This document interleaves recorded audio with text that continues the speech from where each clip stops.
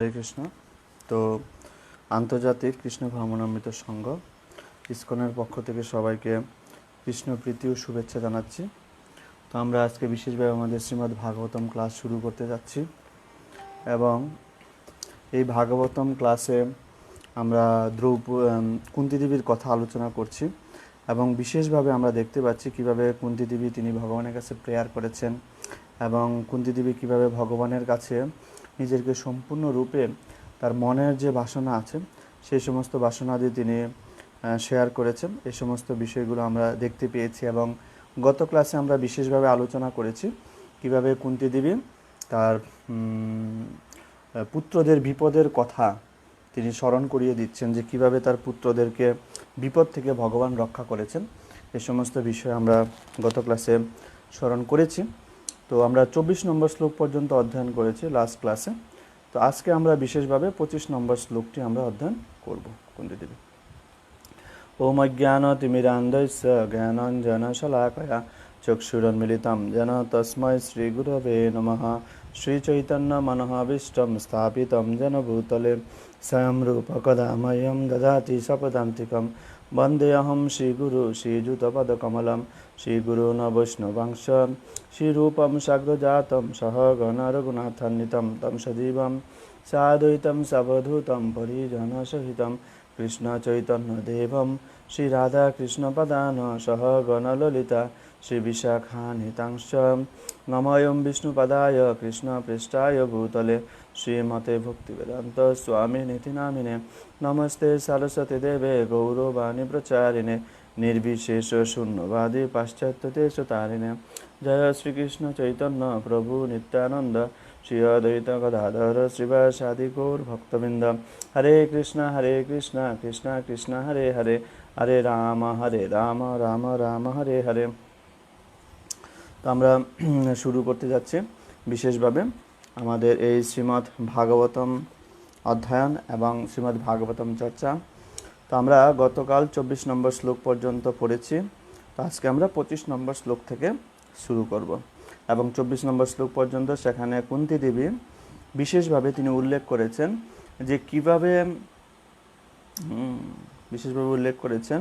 যে কিভাবে তার পুত্রেরা ভগবানের দ্বারা রক্ষিত হয়েছেন এবং তিনি উপলব্ধি করতে পেরেছেন যে ওনার জীবনে এবং কুন্তী দেবী এবং পঞ্চপাণ্ডবদের মধ্যে যত রকমের বিপদই আসুক না কেন ভগবান সর্ব অবস্থায় ওনাদেরকে রক্ষা করেছেন।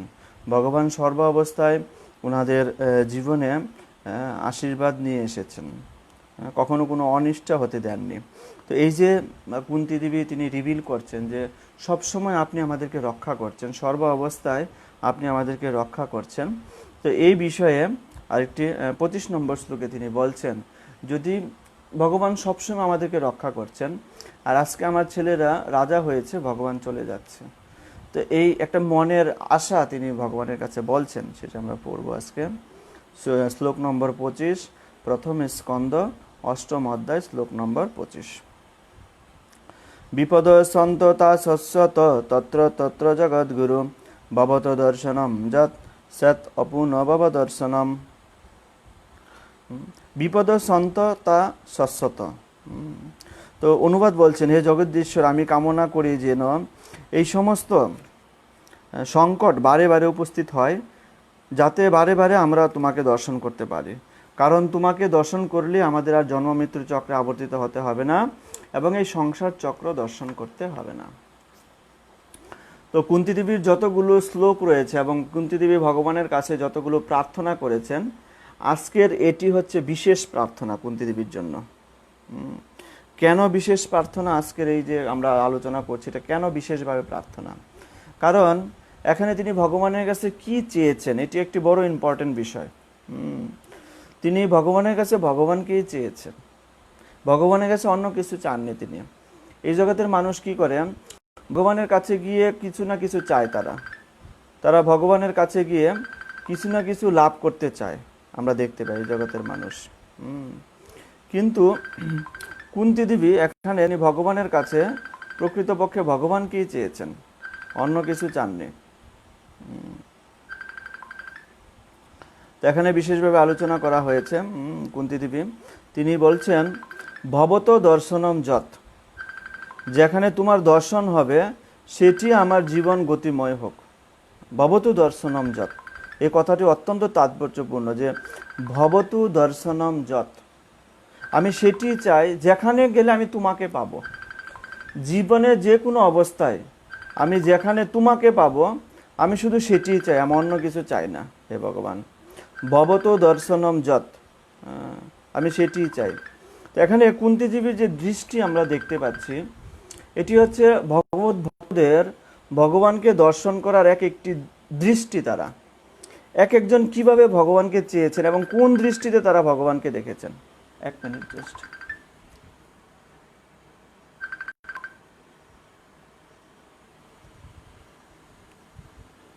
এখানে একটি বিষয় যে তারা কোন দৃষ্টিতে তারা ভগবানকে দর্শন করেছেন বা কি দৃষ্টি নিয়ে তারা ভগবানকে দর্শন করেছেন, এই বিষয়টি এখানে বিশেষভাবে আলোচনা করা হয়েছে।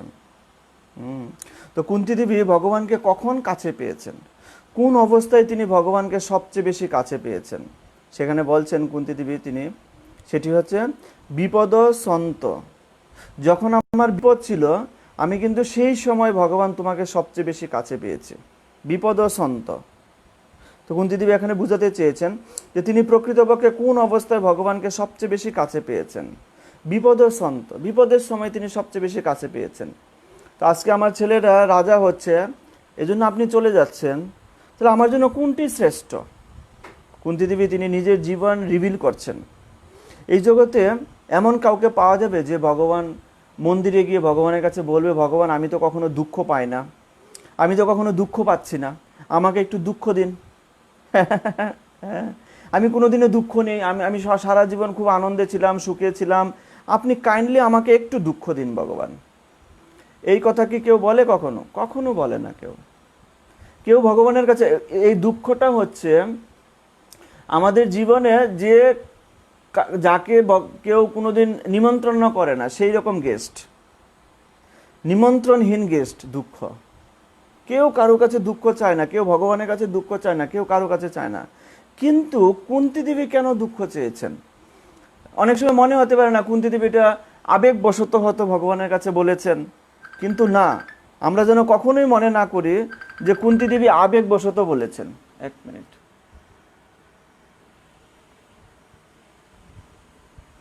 আমরা যেন কখনোই মনে না করি যে কুন্তী দেবী এখানে আবেগবশত চেয়েছেন ভগবানের কাছে দুঃখ। না, তিনি কখনোই আবেগবশত ভগবানের কাছে দুঃখ চাননি কুন্তী দেবী। তিনি তার জীবনকে রিভিল করেছেন, তিনি তার সমস্ত জীবনকে দেখেছেন ভগবানকে। অ্যাকচুয়ালি কুন্তী দেবীর এই শিক্ষা অনুভব করতে হলে আমাদের কুন্তী দেবীর জীবনকে দেখতে হবে, তার হোল লাইফটাকে দেখতে হবে, তার সমস্ত লাইফটা কি করে ভগবানের দ্বারা পরিচালিত হয়েছে সেটি আমাদেরকে দেখতে হবে। তবে আমরা তার জীবনকে বুঝতে পারবো, তার সমস্ত কিছু আমরা বুঝতে পারবো। না হলে আমরা বুঝতে পারবো না কুন্তী দেবীর এই যে শিক্ষা, তিনি কেন দুঃখকে চেয়েছেন, তাই না? অ্যাকচুয়ালি ভগবানকে মানুষ বা ভক্তরা বিভিন্ন দৃষ্টিতে দর্শন করেন। যার যেরকম দৃষ্টি ঠিক সেরকমভাবে সে ভগবানকে উপলব্ধি করে। প্রত্যেকটা মানুষ প্রত্যেকটা ভিন্ন ভিন্ন দৃষ্টি রয়েছে এবং সেই ভিন্ন ভিন্ন দৃষ্টিতে তারা ভগবানকে ভিন্ন ভিন্নভাবে দর্শন করে। এটি এখানে বিশেষভাবে বোঝানো হয়। যেমন আমরা আলোচনা করতে পারি, যেমন কমিউনিজম দৃষ্টি। সাপোজ যারা কমিউনিজম রয়েছে এবং বিশেষভাবে উপনিষদে শিল প্রপাত কমিউনিজমের কথা অনেক বেশি বলেছেন, এই কমিউনিজম দৃষ্টির কথা। যেমন ভগবান রামচন্দ্র তিনি সীতা দেবীকে বনবাসে পাঠিয়েছেন। কমিউনিজমরা বলছে যে তিনি যে নিজে রাজ্য আসনে বসেছেন আর সীতা দেবীকে বনবাসে পাঠিয়েছেন, এটি সীতার প্রতি অন্যায় হয়েছে। তারা সেই দৃষ্টিতে এটা দেখছেন। দ্বিতীয়ত, কৃষ্ণ বৃন্দাবন ছেড়ে মথুরাতে চলে গেছেন, মথুরাধীশ হয়েছেন। তিনি দ্বারকাতে চলে গেছেন, তিনি সেখানে দ্বারকাধীশ হয়েছেন কৃষ্ণ। তো কমিউনিজম বলছে যে এটি রাধারানীর প্রতি অত্যন্ত অন্যায় হয়েছে, যে তাকে এত ভালোবাসে তাকে ছেড়ে তিনি কি করে মথুরা দ্বারকাধীশ চলে যায়। তারা বলছে যে রাধারানীর প্রতি অন্যায় হয়েছে। তো শিল প্রভুপাদ যখন পাশ্চাত্যে প্রচার করছিলেন, তিনি তার সমস্ত শিষ্যদের বলেছেন বুক ডিস্ট্রিবিউশন করার জন্য, এবং বিশেষভাবে বুক ডিস্ট্রিবিউশনের মাহাত্ম্য তিনি তুলে ধরেছিলেন, তাই না, বিশেষভাবে। তো যখন তিনি বুক ডিস্ট্রিবিউশনের কথা বলেন, বুক ডিস্ট্রিবিউশন মাহাত্ম্য তুলে ধরলেন, এবং তার সমস্ত শিষ্যরা গিয়ে স্ট্রিটে বা রাস্তার মধ্যে গিয়ে গ্রন্থ প্রচার করছেন, বুক ডিস্ট্রিবিউশন করছেন, তখন কমিউনিজমরা বলছে দেখুন উনি কিভাবে তাদের সাথে অন্যায় করছে। তিনি এই সমস্ত ওয়েস্টার্ন ছেলেদেরকে রাস্তায় নামিয়ে দিয়েছে গ্রন্থ প্রচার করার জন্য। এর মানে হচ্ছে তারা যা কিছু দর্শন করছে সমস্ত কিছু তারা অন্যায় এর ভিত্তিতে দর্শন করছে, ন্যায় অন্যায়ের ভিত্তিতে দর্শন করছে। তাদের দৃষ্টি হচ্ছে ন্যায় অন্যায়, কোনটি ন্যায় কোনটি অন্যায়। তাদের কাছে ভগবানের কৃপার কোনো মূল্য নেই। হ্যাঁ, বিশেষভাবে আমরা দেখি, এক মিনিট আমরা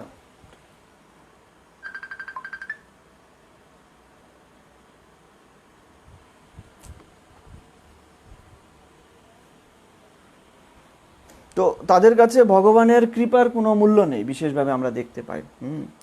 কোনো মূল্য তারা প্রদান করেননি ভগবানের কৃপা। তাদের কাছে সব কিছু কোনটা ন্যায় এবং কোনটা অন্যায় সেই দৃষ্টিতে তারা দেখছেন, সব কিছু সেই দৃষ্টিতে তারা দর্শন করছেন, ন্যায় এবং অন্যায়ের দৃষ্টিতে। যেমন আমরা দেখতে পাই কনিষ্ঠ ভক্তদের দৃষ্টি। তো কমিউনিজমরা কি করছেন, তারা মনে করছেন যে আমাদের সমাজে কেউ বড় হবে কেউ ছোট হবে, এটি হতে দেওয়া যাবে না। হ্যাঁ, কেউ বড় হয়ে গরিবদেরকে শাসন করছে, সুতরাং আমরা সবাই সমান থাকব, এবং এখানে কি হবে যে সবাই সমানভাবে আমরা সব কিছু ভাগ করে নিব, এই দৃষ্টি তারা দেখছে। ঠিক আমরা দেখতে পাই কনিষ্ঠ ভক্তদের দৃষ্টি। যখন আমরা কনিষ্ঠ ভক্তদের দৃষ্টি দেখতে পাবো, তারা কি মনে করছে, যেমন আমি ভগবানকে ভালোবাসি, ব্যাস আমার জীবনে ভগবানই যথেষ্ট, আমার আর কাউকে লাগবে না। সুতরাং অন্য ভক্তদের সাহায্য আমাদের কি প্রয়োজন, কেন আমার প্রয়োজন অন্য ভক্তদের সাহায্য?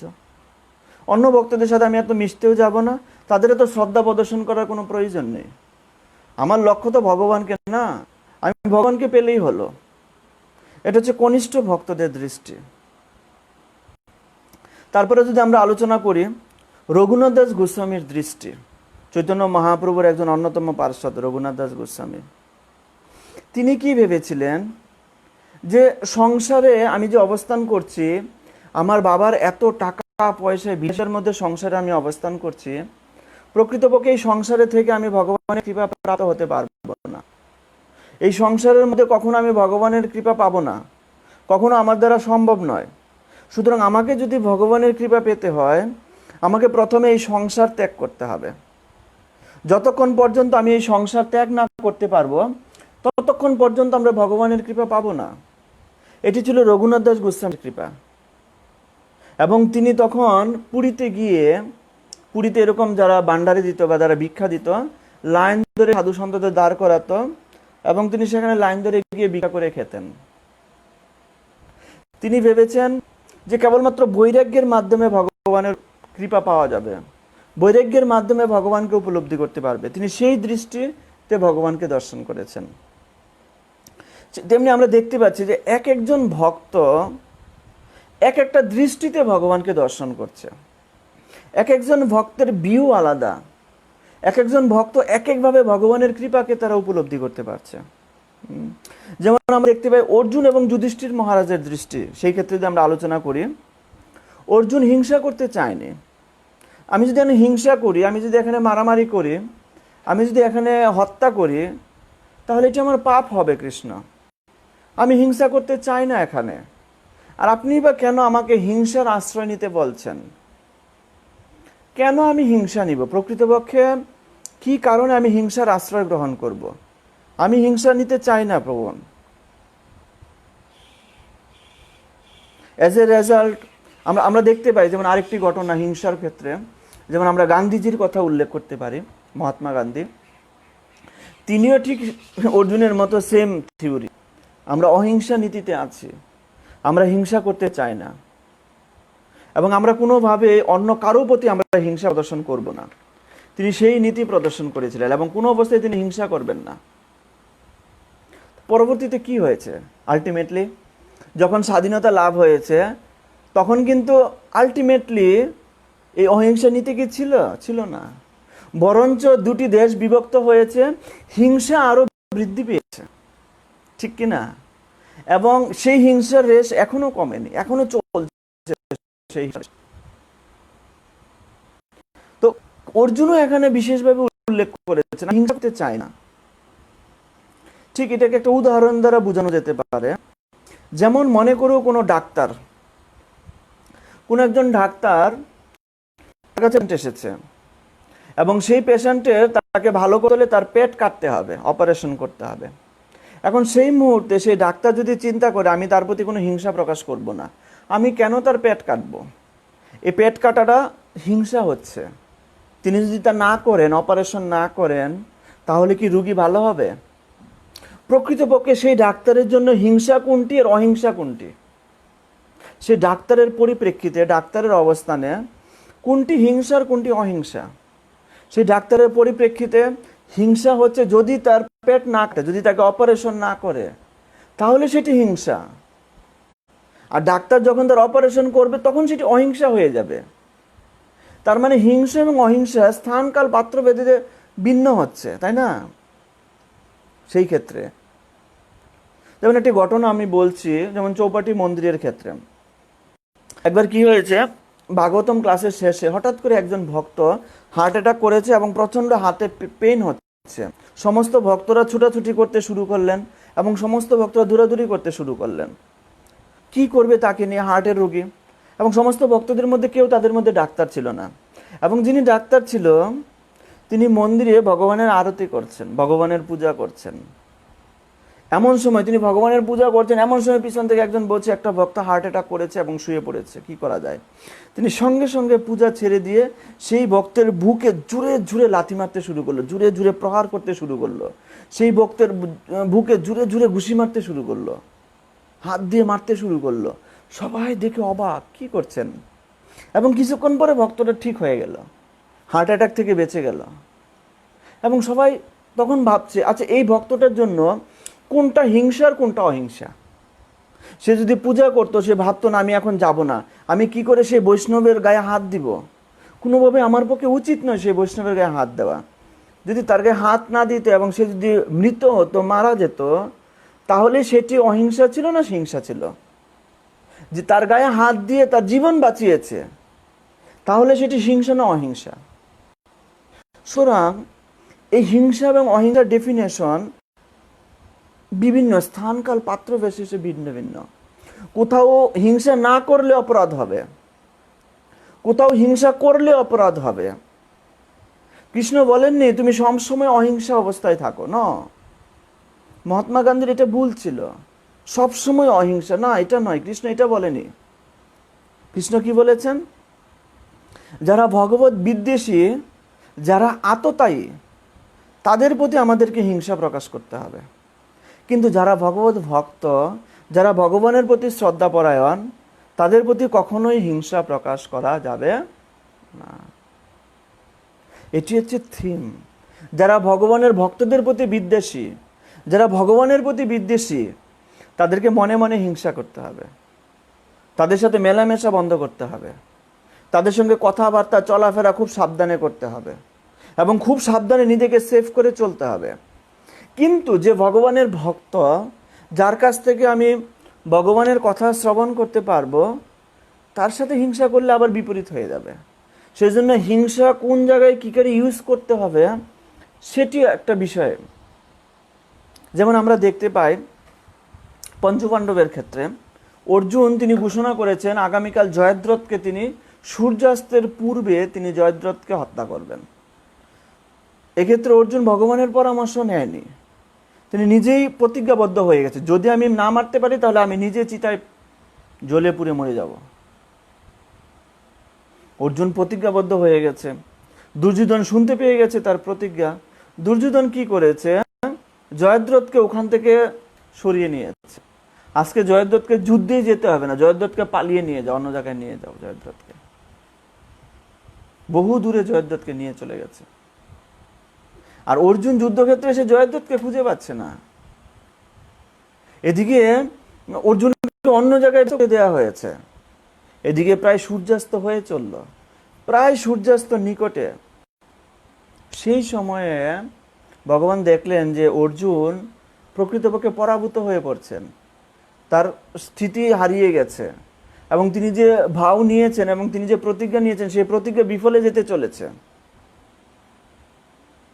অ্যাকচুয়ালি অর্জুন প্রতিজ্ঞা করছে আর ভগবান তার প্রতিজ্ঞা সফল করছে, তাই না?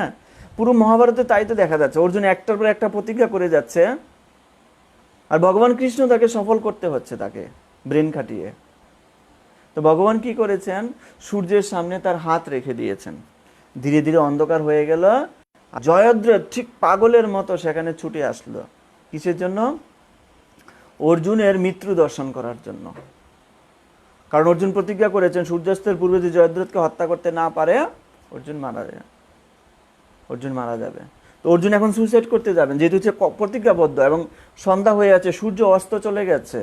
জয়দ্রথ দূর থেকে দেখতে এসছেন অর্জুনের মিত্র, আর তখন ভগবান কি করলেন, তার হাত সরিয়ে দিয়ে সূর্যের উদয় ঘটালেন আবার। তখন ভগবান বললেন, সূর্য আদৌ অস্ত যায়নি, এখনো বাকি আছে, আর জয়দ্রথ তোমার সামনে আছে, তুমি কি করবে এখন বুঝে নাও, তোমার প্রতিজ্ঞাও আছে। সঙ্গে অর্জুন জয়দ্রথকে বধ করলেন। শুধু তাই না, অর্জুন একটা জিনিস নিজেও জানতো না, জয়দ্রথকে হত্যা করলেও সমস্যা, হত্যা না করলেও সমস্যা। হত্যা না করলে কি সমস্যা, সে প্রতিজ্ঞাবদ্ধ হয়েছে তার নিজের জীবন দিতে হবে। আর হত্যা করলে কি সমস্যা, হত্যা করলে এটি সমস্যা যে তার মাথা যেখানে পড়বে, যে তার মাথাকে এরকম ফেলবে মাটিতে, তার মাথাটা 1000 টুকরা ভাগ হয়ে যাবে। এটা অর্জুন জানতো না, কিন্তু কৃষ্ণ বলে দিয়েছেন তুমি জয়দ্রথকে মারবে, মারার সময় তার যে মাথাটা আছে, এই কুরুক্ষেত্রের যুদ্ধের সামনে তার বাবা সেখানে তপস্যা করছে, ঠিক তার বাবার কোলে গিয়ে তুমি সেই মাথাটা ফেলবে।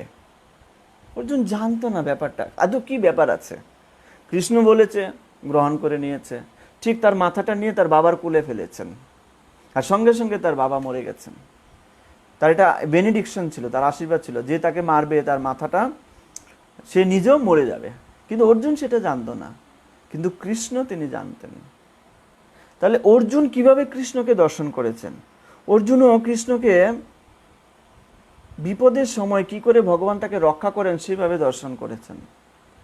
একমাত্র ভগবান বিপদে আমাকে কিভাবে কিভাবে রক্ষা করছেন সেভাবে রক্ষা করেছেন। এখন যদি আমরা আসি জড়ভরতের ক্ষেত্রে, জড়ভরত তিনি মৌনব্রত এবং বধিরের মতো আচরণ করছেন, কারণ তিনি বুঝতে পারছিলেন যে আমার আশেপাশে যারা রয়েছে তারা বেদজ্ঞ পণ্ডিত, এবং আমি তাদের দ্বারা প্রভাবিত হই এবং তাদের সাথে ডিল করতে যাই, তাহলে আমার মন যে কোনো সময় মায়া দ্বারা পতিত হতে পারে এবং আমি ভগবানের কাছে ফিরে যাব না। সুতরাং আমার জন্য এটি এখন কর্তব্য, মৌনব্রত এবং বধিরের মতো আচরণ করা, তবে আমি ভগবানকে পাবো। এটি ছিল জড়ভরতের দৃষ্টিকোণ। আমরা যে আলোচনা করি প্রহ্লাদ মহারাজের দৃষ্টিকোণ, প্রহ্লাদ মহারাজ তিনি ভেবেছিলেন আমি যদি সহ্য করি তবে আমি ভগবানের কৃপা পাবো। আমার বাবা আমাকে যতই অত্যাচার করুক না কেন, আমার বাবা আমাকে যতই অন্যায় বিচার করুক না কেন, আমার কাজ হচ্ছে সহ্য করা, এটি আমার কাজ, আমাকে সহ্য করতে হবে। প্রহ্লাদ মহারাজ ধৈর্য ধারণের মাধ্যমে, ধৈর্য ধারণের দৃষ্টিতে ভগবানকে উপলব্ধি করেছেন, এবং প্রহ্লাদ মহারাজের এই ধৈর্য ভগবান অত্যন্ত প্রীত হয়েছেন। সুতরাং পয়েন্ট অফ ভিউ হচ্ছে এক একজন ভক্ত এক এক দৃষ্টিতে ভগবানকে দর্শন করছেন, এক একজন ভক্ত এক একভাবে ভগবানের কৃপা উপলব্ধি করতে পেরেছেন। ঠিক এখানে কুন্তী দেবী কিভাবে ভগবানের কৃপা উপলব্ধি করতে পেরেছেন? বিপদের মাঝে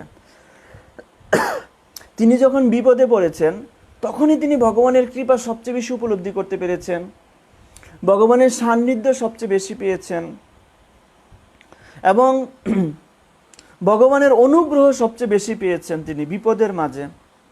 আজকে বিপদ চলে গেছে, সেজন্য ভগবান চলে যাচ্ছেন, সেটি যেন কুন্তী দেবী কোনোভাবেই গ্রহণ করতে পারছেন না, তার চোখ দিয়ে জল পড়ছে। ভগবদ্গীতায় ভগবান বলছেন পত্রং পুষ্পং জলং তোয়ং যমে ব্যক্তা প্রযোচ্যতি।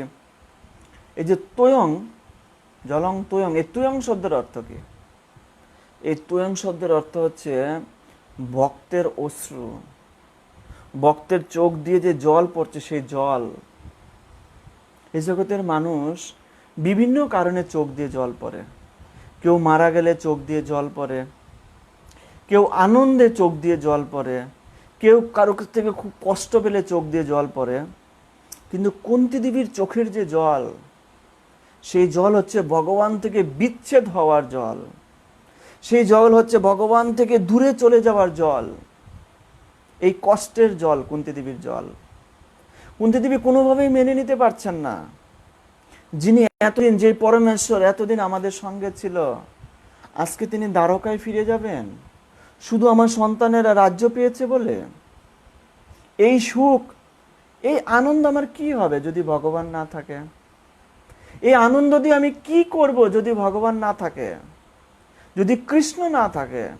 সেজন্য তিনি বলছেন বিপদ সন্ত, তার চেয়ে বরং তুমি বিপদই দাও। সেই বিপদই আমার জন্য সবচেয়ে উপকৃত, সেই বিপদই আমি আনন্দের সহিত গ্রহণ করব। প্রভু, তুমি তো থাকবে না, তোমাকে ছাড়া এই রাজ্য দিয়ে কি হবে? কুন্তী দেবী চোখ দিয়ে অশ্রু বর্ষণ করছেন আর বলছেন, ভগবানের কাছে বিপদ চাচ্ছেন।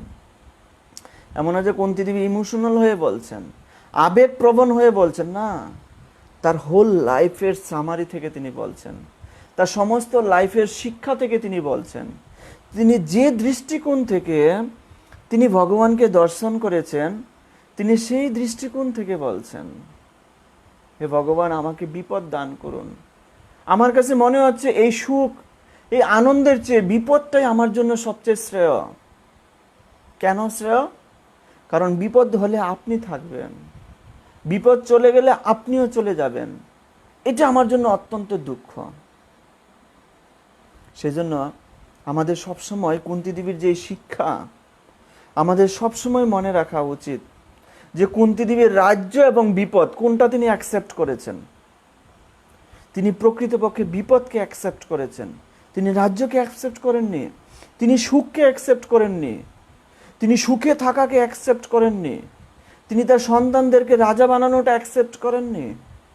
তিনি অ্যাকসেপ্ট করেছেন দুঃখকে, কারণ দুঃখ এলে ভগবান আসবে, দুঃখ থাকলে ভগবান থাকবে।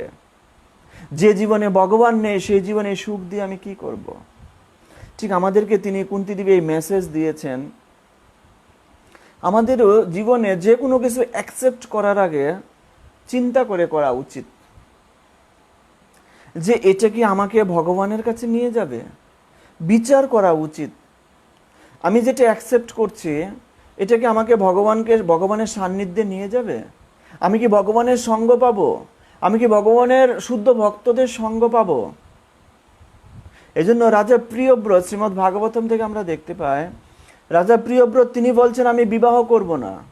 ব্রহ্মা বলছেন না, তোমাকে বিয়ে করতে হবে।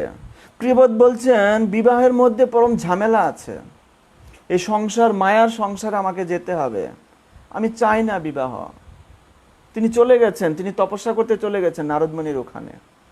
ব্রহ্মা সেখানে গিয়ে প্রিয়ব্রত রাজাকে নিয়ে আসছেন, বলছেন তুমি কেন সংসার করতে চাচ্ছ না? আমি তোমাকে সমস্ত পৃথিবীর দায়িত্ব দিচ্ছি, সেই পৃথিবীকে পরিচালনা করার জন্য তো লোক লাগবে না, তুমি ভগবানের এই সেবাতে হেল্প করো।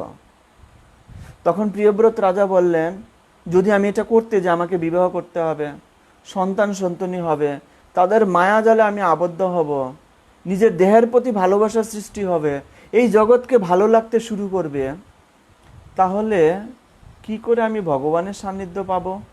আমি তো দিন দিন ভগবান থেকে দূরে চলে যাব। তখন ব্রহ্মা বলছেন, আমি তোমাকে আশীর্বাদ করছি, এত কিছুর পরেও তোমাকে মায়া গ্রাস করবে না, এবং তুমি অন্তিমে মৃত্যুর পরে, মৃত্যুর পূর্ব মুহূর্তে তুমি শুদ্ধ ভক্তদের সান্নিধ্য পাবে, আমি তোমাকে আশীর্বাদ করছি। আর তখনই প্রিয়ব্রত রাজি হলেন এই সমস্ত পৃথিবীর দায়িত্ব নিতে, না হলে তিনি দায়িত্ব নিতে রাজি ছিলেন না। সেই জন্য যে কোনো কিছু আমাদের অ্যাকসেপ্ট করার আগে আমাদের সবসময় চিন্তা করা উচিত, আমি কি ভগবানের জন্য সেটা অ্যাকসেপ্ট করছি? সংসার হোক, খাবার হোক, নিদ্রা হোক, ঘুমানো হোক, যে কোনো কিছু আমাদের লাইফে অ্যাকসেপ্ট করার আগে চিন্তা করা উচিত, আমি কি সেটা ভগবানের জন্য অ্যাকসেপ্ট করছি আদৌ? এতে কি ভগবান খুশি হবেন? শ্রীল প্রভুপাদ তাৎপর্যে লিখেছেন, সব রকম দুর্ভাগ্য ভোগ করে পারমার্থিক উপলব্ধির পথে উন্নতি সাধনের চেষ্টা করা উচিত। আমাদের প্রস্তুত থাকতে হবে সমস্ত রকমের দুর্ভাগ্যকে ভোগ করার, এবং কি করে পারমার্থিক উন্নতি মানে হচ্ছে ভগবানকে অ্যাকসেপ্ট করা। এছাড়া আর কোনো পারমার্থিক উন্নতি নেই। কেউ কেউ বলে থাকে যে আমরা সত্য কথা বলি, সৎ পথে চলি, আমরা কারো চুরি করি না, আমি নিয়ম মাফিক চলি, আমার তো ভগবানকে দরকার নেই, বাস এটাই আমার জন্য ভগবান, এটাই আমার জন্য ধর্ম। আরে ভাই, তুমি ধর্ম থেকে যদি ভগবানকে দূরে সরিয়ে দাও, তাহলে তোমার এই ধর্ম কি কাজে আসবে? তোমার এই ধর্ম কি তোমাকে জন্ম মৃত্যুর চক্র থেকে তোমাকে বাঁচাতে পারবে? তোমাকে মৃত্যুর হাত থেকে কি এই ধর্ম তোমাকে বাঁচাতে পারবে? পারবে না। সেই জন্য ভগবানকে বাদ দিয়ে কোনো কিছু অ্যাকসেপ্ট করলে সেটা কোনোদিনও ধর্ম হয় না, সেটা কোনোদিনও ভক্তি হয় না। প্রভুপাদ বলছেন আমাদেরকে একদিক থেকে দুঃখ ভোগ করার জন্য প্রস্তুত থাকতে হবে, অন্য দিক থেকে ভগবানের সান্নিধ্য গ্রহণ করার জন্য উৎসাহী হতে হবে। যেমন আমরা দেখতে পাই প্রভুপাদের দোকানে যখন আগুন লাগে, প্রভুপাদ সেটাকে কোন দৃষ্টিতে দেখেছেন? ভগবানের কৃপা দৃষ্টিতে, যে আমার এখন সময় হয়ে গেছে বানপ্রস্থ নেওয়ার, এবং তিনি সেই দৃষ্টিতেই ভগবানকে দেখেছেন। এই যে কুন্তির পরে তিনি কি করলেন? তিনি বৃন্দাবনে চলে গেলেন, প্রস্তুতি নিলেন বৃন্দাবনে যাওয়ার। কুন্তি দেবী যে বলছেন বিপদ সন্তত শাশ্বত তত্র তত্র জগৎগুরু, কেন আমাকে শুধু বিপদ দিন? কেন তিনি বিপদকে চেয়েছেন ভগবানের কাছে? কারণ তখন কি হবে? ভবতু দর্শনম যত, তখন ভগবান দর্শন হবে, আর ভগবান দর্শন হলে সমস্ত বিপদ এমনিতেই নাশ হয়ে যাবে। অপুন ভব দর্শনম, এই জগতে দুঃখ আমাকে দর্শন করতে হবে না। একটা জীবন যদি আমি দুঃখে কাটাই এবং তোমার সঙ্গ পাই, আমার সমস্ত লাইফ সাকসেস হয়ে যাবে। তাহলে সাকসেসফুল লাইফ মানে কি? প্রকৃতপক্ষে সাকসেসফুল লাইফ মানে হচ্ছে ভগবানের কৃপা লাভ করা, এটি সাকসেসফুল লাইফ, আর কোনো বিষয় নয়। ভগবানের কৃপা আশীর্বাদ লাভ করা, এটি সাকসেসফুল। ভগবানের সঙ্গ লাভ করা, এটি সাকসেস। আর না হলে সমস্ত সাকসেস আমাদের মৃত্যু আমাদেরকে থেকে কেড়ে নিয়ে যাবে, এটাই বলছেন। তো আমরা 26 নম্বর শ্লোকে এখানে বলবো।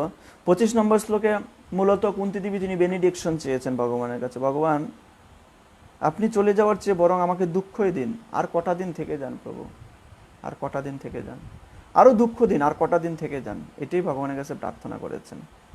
তো 26 নম্বর শ্লোকটি অত্যন্ত ইম্পর্টেন্ট।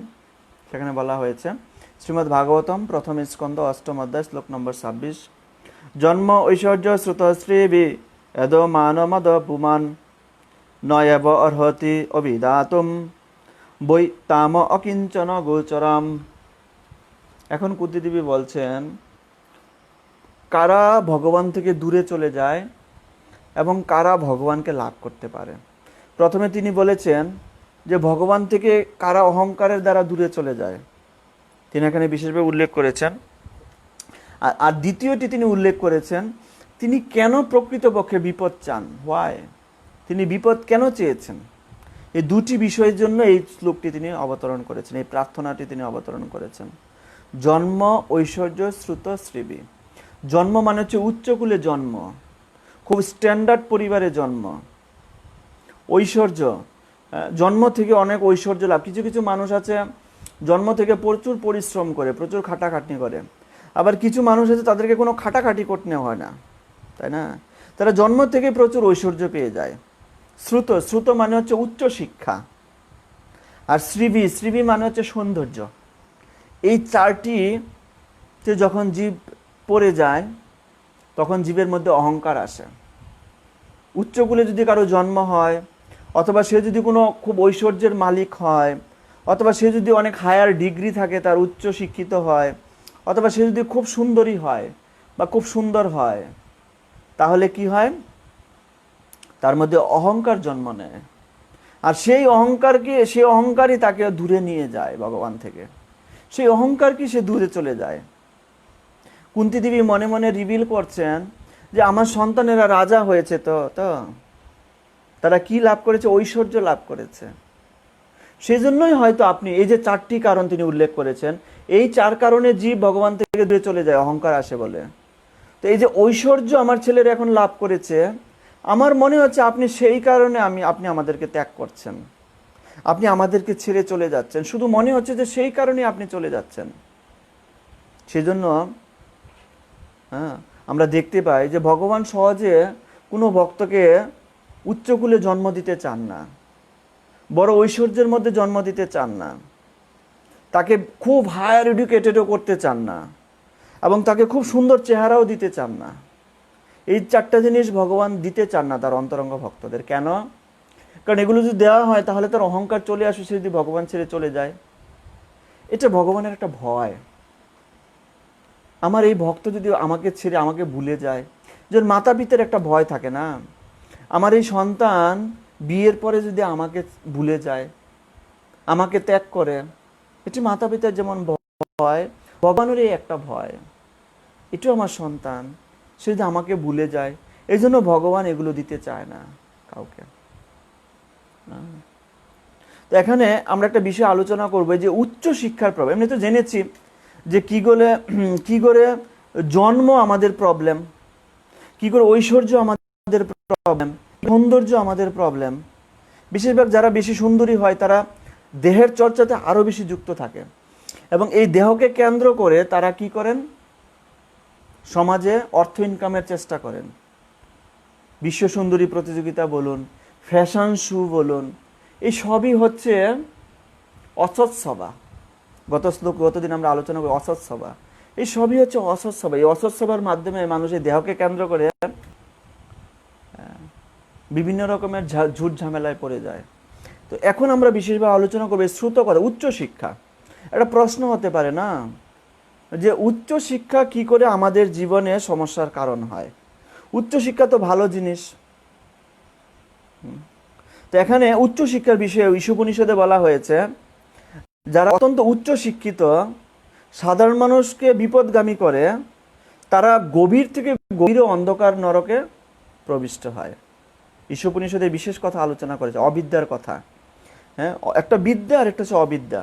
এখানে উচ্চশিক্ষা বলতে সেই অবিদ্যাকে বোঝানো হয়েছে যেটা তথাকথিত বিদ্যা, যেটা নাস্তিক্যবাদ। উচ্চশিক্ষার একটা বড় প্রবলেম হচ্ছে মানুষের মধ্যে নাস্তিকতা তৈরি করে। যেহেতু তারা সারা জীবন লজিকের মাধ্যমে সমস্ত কিছু দেখে আসছে, তার বুদ্ধির দ্বারা সমস্ত কিছু বিচার করে আসছে, সেজন্য তার বুদ্ধি এবং লজিকের উপরে যে ব্যবস্থা আছে সেগুলোকে অস্বীকার করে, সেগুলোকে সে মানতে চায় না। যেহেতু ভগবান হচ্ছেন আমাদের বুদ্ধি এবং আমাদের লজিকের উপরে, সেজন্য তারা ভগবানকে অস্বীকার করছে। তারা বলছে ভগবান বলতে কিছু নেই, নাস্তিকতাবাদ প্রচার করছে, শূন্যবাদ প্রচার করছে। তাদেরকে বলা হয়েছে যারা এই অবিদ্যার অনুশীলন করে, তাদেরকে ঈশোপনিষদে কেউটো সাপের সাথে তুলনা করেছে, এবং কেউটো সাপের মাথার উপরে কি থাকে, মণি থাকে, সেই মণিযুক্ত সাপের সঙ্গে তুলনা করা হয়েছে। কতটা ভয়ানক তারা। আচ্ছা, তারা কেন ভয়ানক হয়? কেন তারা ভয়ানক? আমরা একটা উদাহরণের মাধ্যমে এটা আলোচনা করব কেন তারা ভয়ানক।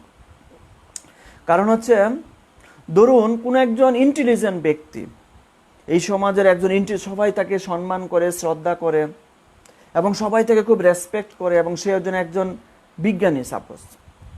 তিনি তার ফেসবুকে হঠাৎ করে একটা স্ট্যাটাস দিয়েছেন, যেই কালী সেই কৃষ্ণ। ফেসবুকে একটা স্ট্যাটাস দিয়েছেন, যেই কালী সেই কৃষ্ণ। একটা পোস্ট করেছেন, ফেসবুকে পোস্ট করে না, তিনি একটা পোস্ট করেছেন, যেই কালী সেই কৃষ্ণ। এই যে পোস্ট করেছেন, এই পোস্টটা তার 1 লক্ষ মানুষ এই পোস্টটা দর্শন করেছে, বা 10 লক্ষ মানুষ পোস্টটা দর্শন করেছে।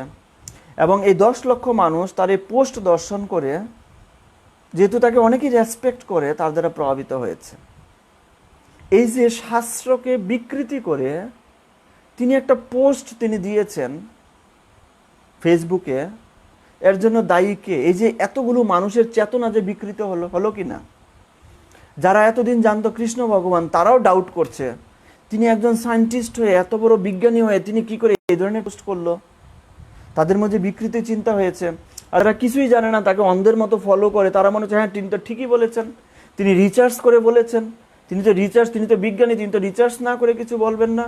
সুতরাং তিনি রিসার্চ করে বলেছেন যেই কালী সেই কৃষ্ণ, আলাদা কিছু নেই। দেবদেবী আর ভগবানের মধ্যে কোনো পার্থক্য নেই, একই জিনিস। আর এই কুপ্রভাবের দ্বারা এবং এই নষ্ট চেতনার দ্বারা 10 লক্ষ মানুষ তাদের চেতনা নষ্ট হয়েছে,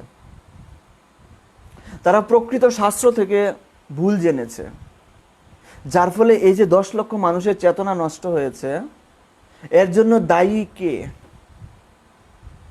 এর দায়ভার কে নিবে আসলে? সেজন্য এখানে বলা হয়েছে যারা এই সমস্ত অবিদ্যার অনুশীলন করে তারা অত্যন্ত ভয়ানক, তারা পুরো সমাজটাকে বিপদগামী করে, পুরো সমাজের মানুষকে তারা বিপদগামী করে। ভয়ানক, অত্যন্ত ভয়ানক এরা। তাহলে এখন একটা সিদ্ধান্ত হচ্ছে যে এই যে জড়বিদ্যা, সেই বিদ্যাকে আমাদের গ্রহণ করা উচিত কি উচিত না? প্রশ্ন আসে না? যদি এটা ভয়ানক হয় তাহলে এটা আমাদের গ্রহণ করা উচিত কি উচিত না? তখন ঈশোপনিষদে এর উত্তর দেওয়া হয়েছে, এই জড়বিদ্যাকে আমাদের ভগবানকে বা বিদ্যা, যে প্রকৃত বিদ্যা, সেই বিদ্যাকে বা ভগবানকে জানার জন্য আমাদেরকে ইউজ করতে হবে।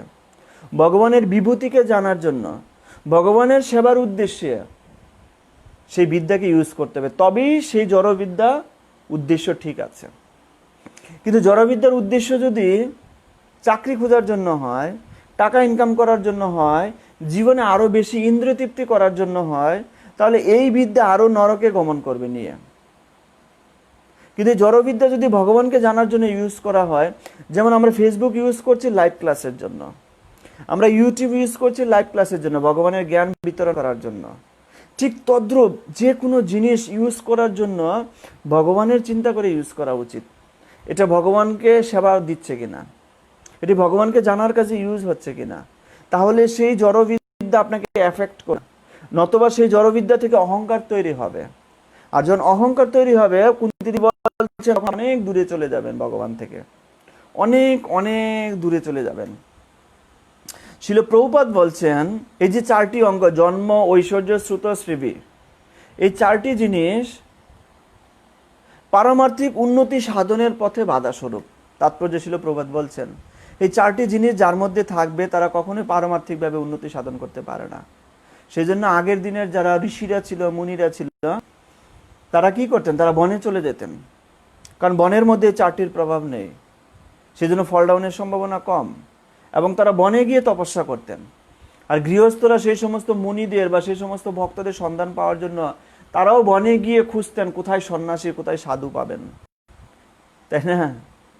সারা জীবনে হয়তো কোনো একটা সাধুর সন্ধান মিলত। কিন্তু আমরা এখন দেখতে পাচ্ছি চৈতন্য মহাপ্রভুর কৃপায় সাধুরা গিয়ে প্রত্যেকের বাড়িতে বাড়িতে টুকটুক করে নাড়া দিচ্ছে, প্রত্যেকের বাড়িতে সাধু। তাহলে গৃহস্থরা, এই কলিযুগের গৃহস্থরা কতটা মহান, এবং কলিযুগের মাতাজিরা, চৈতন্য মহাপ্রভু মাতাজিরকে ভগবানের সেবা করার সুযোগ দিয়েছেন, তারা কতটা মহান, তাই না? তো এখানে যে কুন্তিদেবী বলেছেন তাম অকিঞ্চন গোচরম, তারপরে বলছেন এই 4 জনের মানুষ তো তারা অহংকারে বশীভূত হয়ে তারা ভগবানকে জানতে পারে না, বুঝতে পারে না, এবং তারা নরকে পতিত হয়। কিন্তু তারপরে তিনি বলছেন তাম অকিঞ্চন গোচরম, তাহলে কে ভগবানকে জানতে পারে? প্রকৃতপক্ষে কে ভগবানকে উপলব্ধি করতে পারে? কে ভগবানকে দর্শন করতে পারে? তিনি বলছেন তাম অকিঞ্চন গোচরম, মানে হচ্ছে যিনি জাগতিকভাবে শূন্য, জিরো, জাগতিক সম্পত্তির দিক থেকে জিরো, জাগতিক পদের দিক থেকে জিরো, জাগতিক আসক্তির ক্ষেত্রে জিরো, জাগতিক সব কিছু জিরো, যার, তাকে বলা হয় অকিঞ্চন। তার জাগতিক কিছু নেই, যা কিছু আছে তার সব কিছু ভগবানের নিমিত্তে। সংসারটা তার ভগবানের নিমিত্তে, রান্না করে ভগবানের নিমিত্তে, ভোগ লাগায় ভগবানের জন্য, ঘুমায় ভগবানের নিমিত্তে। আচ্ছা, ঘুম কি করে ভগবানের নিমিত্তে হয়? যেন পরের দিন সকালবেলা আমরা ঘুম থেকে উঠে ভগবানের সেবায় যুক্ত হতে পারি, সেই প্রতিজ্ঞা নিয়ে আমরা নিদ্রা যাই। সেজন্য নিদ্রাটাও ভগবানের নিমিত্তে, তার সমস্ত কিছু ভগবানের নিমিত্তে। সেই ধরনের ব্যক্তিকে বলা হয় অকিঞ্চন। তো কুন্তিদেবী বলছেন তাম অকিঞ্চন গোচরম, সেই সমস্ত অকিঞ্চনদের কাছে ভগবান প্রকট হন। একদা ভগবান সত্যধামার কাছে ওখানে বসে আছেন। তো সত্যভামাও তিনিও ভগবানের সামনে বসে আছেন। হঠাৎ করে ভগবান কি যেন হঠাৎ করে দৌড়াচ্ছেন, আর সত্যভামা তার পিছনে পিছনে দৌড়াচ্ছেন। হঠাৎ করে দৌড়াচ্ছেন, সত্যভামা তার পিছনে পিছনে দৌড়াচ্ছেন। হঠাৎ করে ভগবান আবার ফিরে চলে আসছেন, তার জায়গায় এসে বসে গেছেন। সত্যভামা অবাক হয়ে গেলেন যে ভগবান, আপনি কিছুক্ষণ আগে দৌড়ালেন, আবার এখন ঠিক পিছনে চলে আসছেন, এখন এসে আবার আগের জায়গায় বসে গেছেন, কি হয়েছে, কি ব্যাপার? তখন ভগবান বলছেন, প্রকৃতপক্ষে আমি দৌড়াচ্ছিলাম, আমার একটা ভক্ত সে বনের মাঝে বিপদে পড়েছে, একটা বাঘ তাকে তাড়া করেছে, তাকে বাঁচানোর জন্য দৌড়ে গিয়েছিলাম। তো তখন সত্যভামা বলছে, ঠিক আছে, বাঁচানো তো, ফিরে আসলেন কেন? আপনি কি তাকে বাঁচাননি? বলছে, না, তারপরে দেখলাম সে ভক্তটা একটা বড় লাঠি নিয়ে বাঘের সাথে ঝগড়া করতে গিয়েছে, সেজন্য সে আমার উপর ডিপেন্ডেবল নয়। না, সে আমাকে ডাকেনি, না ডাকতে আমি দৌড়ে গিয়েছিলাম, ডাকেনি, এবং সে লাঠি নিয়ে বাঘের পিছনে দৌড়াচ্ছে বাঘ থেকে রক্ষা পাওয়ার জন্য। আমার আর কি প্রয়োজন আছে তাহলে সেখানে? সেজন্য আমি ফিরে আসছি। যারা নিজের উপর ডিপেন্ডেবল হওয়ার চিন্তা করছে, যারা মনে করছে এই পৃথিবীতে আমি কমফোর্টেবল আছি, আমি অনেকটা কমফোর্ট, এবং যারা প্ল্যানিং করছে I need a comfortable zone, comfort zone চিন্তা করছে, কি করে আমি একটু ভালো থাকব, কি করে আমি একটু সুখী হব, কি করে আমি আরেকটু ভালো হব, সেই সমস্ত কমফোর্টেবল সন্ধানী ব্যক্তিদের কাছে ভগবান কখনো প্রকাশ করেন না। কুন্তী দেবী এখানে বলছেন, কাদের কাছে প্রকাশ করেন? তাম অকিঞ্চন গোচরম, সেই সমস্ত ভক্তদের কাছে যাদের ভগবান ছাড়া আর কেউ নেই। তাম অকিঞ্চনম, যাদের জাগতিক কোনো আশাই নেই, যারা জাগতিকভাবে এই জগৎকে ভোগ করার কোনো মানসিকতাই নেই, অকিঞ্চন ব্যক্তি, সেই সমস্ত অকিঞ্চন ব্যক্তিরা ভগবানের কৃপা লাভ করতে পারে, ভগবানকে দর্শন করতে পারে। সেই সমস্ত অকিঞ্চন ব্যক্তিদের কাছে ভগবান প্রকট হন। এর আগে কুন্তীদেবী বলেছিলেন না, পরমহংস, মুনি নাম এবং অমলাত্মা নাম, তারা ভক্তিযুগের বিজ্ঞান তাদের হৃদয়ে প্রকাশিত হয়। কিন্তু এই শ্লোকে তিনি বলছেন, কে ভগবানকে দর্শন করতে পারে? যারা অকিঞ্চন, সেই ব্যক্তিদের কাছে ভগবান প্রকট হন এবং তাকে দর্শন করতে দেন। সুতরাং কুন্তীদেবীর এই নীতি অনুসারে আমরা দেখতে পাই, যারা অসহায়, যাদের জীবনে ভগবান ছাড়া আর কিছু নেই, যাদের জাগতিক সব কিছু শূন্য, জাগতিক ব্যালেন্স জিরো, তারাই কেবলমাত্র এই ভগবানের দর্শন করতে পারে।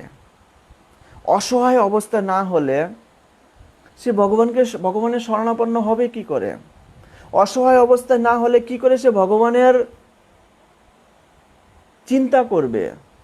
তার যদি অল্টারনেটিভ হয়ে থাকে তাহলে তো সে সেই চিন্তা নিয়ে ব্যস্ত থাকবে। যেমন আমরা দেখতে পাই সুদামার ক্ষেত্রে, সুদামা ভগবানের একজন প্রিয় ভক্ত এবং তার বন্ধু, কিন্তু কোনোদিন ভগবানের কাছে কিছু চায়নি, তাই না? কোনো দিন ভগবানের কাছে কিছু চায়নি। কিন্তু ভগবান যখন সুদামার চিড়ে ভাজা খেয়েছেন, ভগবান বলছেন, তাকে যদি আমি কিছু দিতে যাই, তাহলে আমি যদি সমস্ত বিশ্ব ব্রহ্মাণ্ড তাকে দিয়ে দিই, তাও কোনো কিছুতে শেষ হবে না, এই ঋণ আমি শেষ করতে পারবো না। সুদামার এক মুঠো চিড়ি খেয়ে আমি যে ঋণী হয়েছি, আমার ব্রহ্মাণ্ড দিয়ে দিলে আমি সেই ঋণ শোধ করতে পারবো না। আর যিনি প্রকৃত ব্যক্তি, তিনি কখনো ঋণ শোধ করতে চায় না। সুতরাং আমার জন্য বেস্ট কি? কৃষ্ণ তখন ভাবছেন, আমার জন্য কোনটি বেস্ট হবে? আমার জন্য বেস্ট হবে আমি যদি সুদামার একটু সেবা করতে পারি। তখন স্বয়ং কৃষ্ণ সেই সুদামার চরণ ধৌত করেছেন। এটাই কুন্তীদেবী বলছেন, তাম অকিঞ্চন গোচরম, সেই সমস্ত অকিঞ্চন ব্যক্তিদের সেবা করার জন্য ভগবান একটা বৃন্দাবন ধাম তৈরি করেছেন, এবং সেই বৃন্দাবন ধামে ভগবান শুধু কেবলমাত্র তার অন্তরঙ্গ ভক্তদের সেবা করেন। তার জন্য তিনি কি করেছেন? যুগমায়ার দ্বারা সেই সমস্ত অন্তরঙ্গ ভক্তদের বাৎসল্য রস এত প্রভাব বৃদ্ধি করেছেন, তারা যেন মনেই না করতে পারে কৃষ্ণ ভগবান, তাহলে সেবাটা করবে কি করে? সেজন্য বৃন্দাবন ধামে কেউ কৃষ্ণকে ভগবান মনে করে না। কেন? কারণ বাৎসল্য রস তাদের খুব বেশি, ভগবানের প্রতি যে প্রীতির যে রস, সেই রস অত্যন্ত বেশি। সেই জন্য তারা তাদের সেবা করার জন্য ভগবান স্বয়ং সেই ধাম তৈরি করেছেন, বৃন্দাবন ধামটি, তাই না? সেই অকিঞ্চনদের ভগবান যখন প্রথমে গোকুলে জন্ম নিলেন, বললেন যে এত অসুরেরা গোকুলে আক্রমণ করছে, ভগবান ওখান থেকে চলে আসলেন নন্দালয়ে। ভগবান বলছেন, কৃষ্ণ বলছেন তিনি চলে যাবেন, সঙ্গে সঙ্গে বৃন্দাবনের সবাই তাদের সব কিছু নিয়ে নন্দালয়ে চলে আসলো, কেউ থাকেনি বৃন্দাবনে। এটি হচ্ছে অকিঞ্চন। যেখানে ভগবান আছে সেখানেই থাকা উচিত, যেখানে ভগবান নেই সেখানে থাকা উচিত নয়, তাই না? এই শিক্ষাই আমাদেরকে কুন্তী দেবী এখানে বিশেষভাবে প্রদান করছেন, সে অকিঞ্চনদের মধ্যে হওয়ার জন্য। শিল প্রভুপাদ তাৎপর্যে বলেছেন, একজন অসহায় মানুষ যতখানি গভীর অনুভূতি সহকারে ভগবানের পবিত্র নাম গ্রহণ করেন, জড় ঐশ্বর্যের প্রভাবে পরিতৃপ্ত ব্যক্তি ততটা ঐকান্তিকতা সহকারে সেই নাম গ্রহণ করতে পারে না। এই যে হরে কৃষ্ণ নাম, এই হরে কৃষ্ণ নাম কখন আসবে? প্রেমের অশ্রুর মাধ্যমে। কখন আসবে? যখন আমরা অসহায় ফিল করব, যখন আমরা অনুভব করব যে এই জগতে ভগবান ছাড়া আমাদের আপন আর কেউ নেই, তখনই সেই নাম আমাদের মধ্যে পূর্ণরূপে ক্রিয়া করবে। যতক্ষণ পর্যন্ত অসহায় অনুভব করতে না পারবো না, যতক্ষণ পর্যন্ত এটা অনুভব করতে না পারবো যে ভগবান ছাড়া আমাদের জীবনে আর কেউ নেই, ততদিন পর্যন্ত সেই নাম ক্রিয়াই করবে না। জড় মানসিকতা যতদিন পর্যন্ত থাকবে, জড় চেতনা যতদিন পর্যন্ত আছে, সেই নাম পূর্ণরূপে ক্রিয়া করতে পারবে না। যেমন কলা বেচা শ্রীধর, মহাপ্রভু একদিন কলা বেচা শ্রীধরের বাড়িতে গিয়েছেন, গিয়ে শ্রীধরকে বলছেন, শ্রীধর, আমি শুনেছি সমস্ত গ্রামবাসীরা বলছে তুমি নাকি রাত্রে না খেয়ে খিদার যন্ত্রণায় তুমি কান্নাকাটি করো, আর তোমার তো খাওয়ারও তেমন কিছু থাকে না, তুমি তো তিন বেলা খেতেও পারো না। শুনেছি, আমি সবাই বলছে তুমি নাকি রাত্রেবেলা না খেয়ে তুমি কান্নাকাটি করো। তখন শ্রীধর বলছেন যে প্রভু, এই জগতে এমন অনেক মানুষ আছে যারা তো তিন বেলা খেতে পারে না, এই জগতে অনেক মানুষ আছে যারা এক বেলাও পায় না, আমি অন্তত এক বেলা তো খেতে পারি না প্রভু, আমার দুঃখ কিসের? আমার তো কোনো দুঃখ নেই। তারা কি ভাবছে এই নিয়ে তো আমি টেনশন করলে হবে না, আমি তো এই বিষয় নিয়ে টেনশন করছি না, না, আমি অন্তত এক বেলা খেয়ে তো বেঁচে আছি। তারপর মহাপ্রভু বলছেন, শ্রীধর, তোমার ঘরের উপর দিয়ে এই টিনের মধ্যে প্রচুর পরিমাণে ছিদ্র, এই টিন দিয়ে তো জল পড়ে, তুমি থাকো কি করে এখানে? শ্রীধর বলছেন যে প্রভু, আমার তো একটা টিনের চালা তো আছে না, এই জগতে অনেক মানুষ আছে যারা ফুটপাতে থাকে, সেই জন্য আমরা যদি আমাদের চেয়ে যারা দুঃখী আছে তাদের কথা চিন্তা করি, তাহলে কিন্তু আমাদের দুঃখটা অতটা প্রভাব বিস্তার করবে না আমাদের মনে। আমরা কি চিন্তা করি? আমাদের চেয়ে যে সুখী আছে তার সঙ্গে নিজেকে কম্পেয়ার করি। কিন্তু আমাদের সুখী হওয়ার একটা নারদমুনি একটা উপায় বলেছেন, যারা আমাদের চেয়ে দুঃখী আছে, আমাদের চেয়ে নিচু আছে, তাদের সাথে নিজেকে কম্পেয়ার করলে তখন আমরা সুখী হতে পারবো। সুপিরিয়রের সাথে কম্পেয়ার করলে কখনো সুখী হতে পারবো না। তখন মহাপ্রভু কলাবেচা শ্রীধরকে বলছেন, তুমি যে ধুতিখানা পরেছো সেটা তো অনেক ছিদ্র, এমনকি তুমি সেলাই করেছে, এত সেলাই করেছে এক ধুতিকে, ধুতির চেয়ে সেলাই বেশি। তখন শ্রীধর বলছেন, প্রভু, আমার তো লজ্জা নিবারণের জন্য একটি কাপড়ও আছে না, এমন তো অনেক মানুষ আছে যাদের কোনো কাপড় নেই। শ্রীবাস হচ্ছেন অকিঞ্চনদের মধ্যে শ্রেষ্ঠ। শিল প্রভুপাদ তাৎপর্য অনেকগুলো উদাহরণ দিয়েছেন, অকিঞ্চনদের উদাহরণ আমরা দেখব। ভিন্ন রূপ গোস্বামী, সনাতন গোস্বামী, রঘুনাথ দাস গোস্বামী অকিঞ্চনদের মধ্যে শ্রেষ্ঠ, যারা যারা এই জগতের টাকা পয়সা, রূপ গোস্বামীর যা বেতন ছিল, এখন কেউ ইউএসএ গুগলে কাজ করে সেই বেতন পেত না, এত বেতন ছিল, এত বড় বেতন। রঘুনাথ দাস গোস্বামীর যা টাকা পয়সা ছিল তার পিতার, বলছে ইন্দ্রের পর্যন্ত এত সম্পদ ছিল না, মাসে 5 লক্ষ স্বর্ণমুদ্রা তখনকার সময় তার ইনকাম ছিল, 5 লক্ষ স্বর্ণমুদ্রা, এখন তো কোটি কোটি ডলারের মতো হবে। সেগুলো ত্যাগ করে, মলবৎ, মানুষ যেরকম টয়লেট করে যেরকম ত্যাগ করে পিছনের দিকে তাকায় না, তারা ঠিক সেরকম ঐশ্বর্যকে ত্যাগ করে শুধু কেবলমাত্র ভগবানের কৃপার জন্য ভগবানের শরণাগত হয়েছেন, সেই অকিঞ্চন ব্যক্তি। তাহলে মেন পারপোজ হচ্ছে, এই যে কুন্তী দেবী ভগবানের কাছে বিপদ চেয়েছেন, তিনি যে অকিঞ্চনদের কথা বলছেন, কুন্তী দেবী নিজেও সেই বিপদের মধ্যে থেকে নিজে অকিঞ্চন হতে চান। তিনি এই জড় ঐশ্বর্য চান না, তিনি জড় ঐশ্বর্য ভোগ করার বিরোধী, সেজন্য তিনি এটি বলছেন। তো শ্লোক নম্বর 27 আমরা চলে যাব এ বিষয়ে। তো শ্লোক নম্বর 27 তিনি বলছেন, নম অকিঞ্চন বৃত্তায় নিবৃত্ত গুণবৃত্তয়ে আত্মরামায় শান্তায় কৈবল্যপতয়ে নমঃ। এই 27 নম্বর শ্লোকে বিশেষভাবে এখানে আলোকপাত করা হয়েছে। অনুবাদে বলা হয়েছে, জড় বিষয়ে যারা সম্পূর্ণভাবে নিঃস্ব, তুমি সেই অকিঞ্চনগণের সম্পদ, তুমি প্রকৃতির গুণের ক্রিয়া প্রতিক্রিয়ার অতীত, তিনি সম্পূর্ণরূপে আত্মতৃপ্ত এবং তাই তুমি সর্বপ্রকার কামনা বাসনা রহিত হয়ে প্রশান্ত এবং মুক্তিদানে সমর্থ। আমি তোমাকে আমার সশ্রদ্ধ প্রণতি নিবেদন করছি।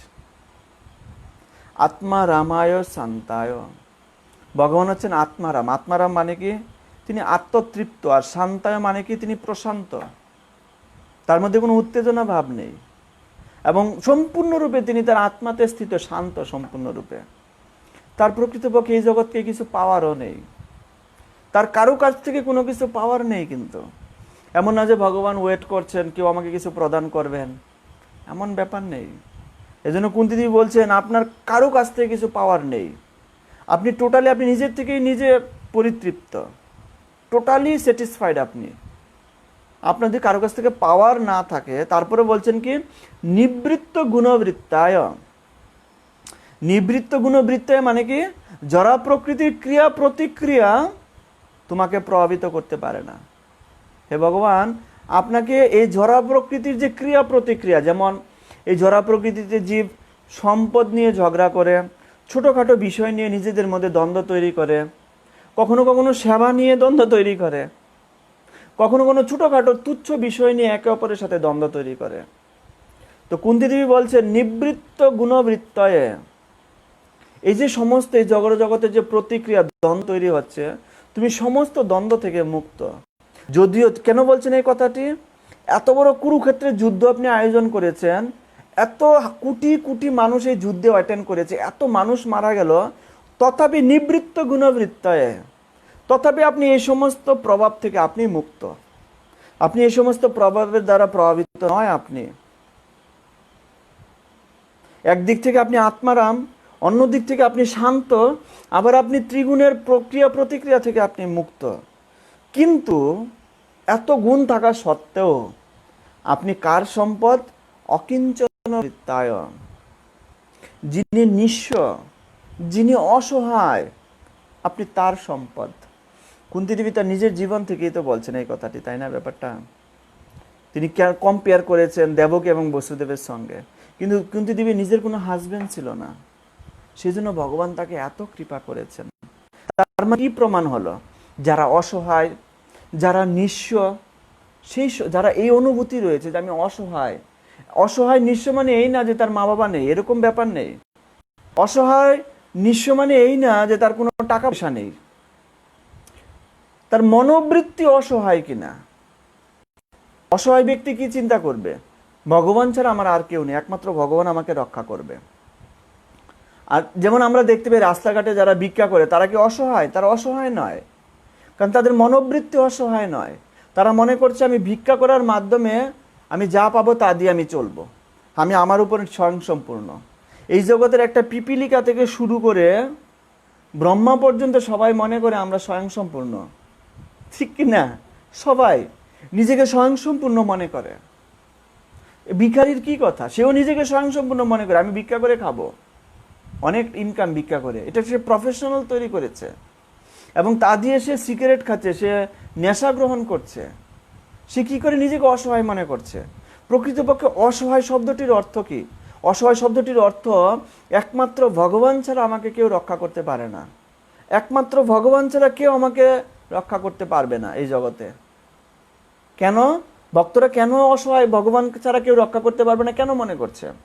কারণ সে জানে সব জায়গায় সবাই আটকাবে কালের দ্বারা, ঠিক জন্ম মৃত্যুর চক্রে গিয়ে সবাই আটকাবে।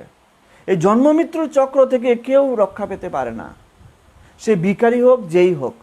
কিন্তু সে যদি ভগবানের চরণে আত্মসমর্পণ না করে, তার মানে বোঝা গেল না সে এখন অনুভব করেছে সে অসহায়, কারণ জন্ম মৃত্যুর চক্র তাকে আটকাবে। সেজন্য একজন ভক্ত নিঃস্ব এবং সে অসহায়ের মতো ভগবানের শরণাগত হয়।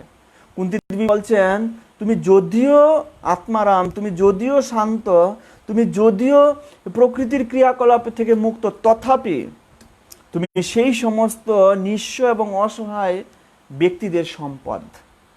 সেই সমস্ত নিঃস্ব এবং অসহায় ব্যক্তিরা তোমাকে কল্পনা করে, তোমাকে ভালোবেসে, তোমাকে অফারিং করে, তোমাকে অন্ন দান করে, তোমাকে ভোগ অফারিং করে, তোমাকে কলা দান করে, কখনো কলা ফেলে দিয়ে চোকলা দান করে, তুমি সেই চোকলাই গ্রহণ করো, কলার খোসা তুমি গ্রহণ করো। যদিও তুমি সবকিছু থেকে মুক্ত, কিন্তু তুমি সেই সমস্ত নিঃস্ব এবং অসহায় ভক্তদের দ্বারা প্রভাবিত। তুমি এটাই কুন্তী দেবী বুঝাতে চেয়েছেন। তুমি মুক্ত নও, তুমি তোমার শুদ্ধ ভক্তদের দ্বারা প্রভাবিত, এটাই বুঝাতে চেয়েছেন। যেমন শিল প্রভুপাদ এখানে বড় বড় স্বরগোস্বামীদের কথা বলেছেন।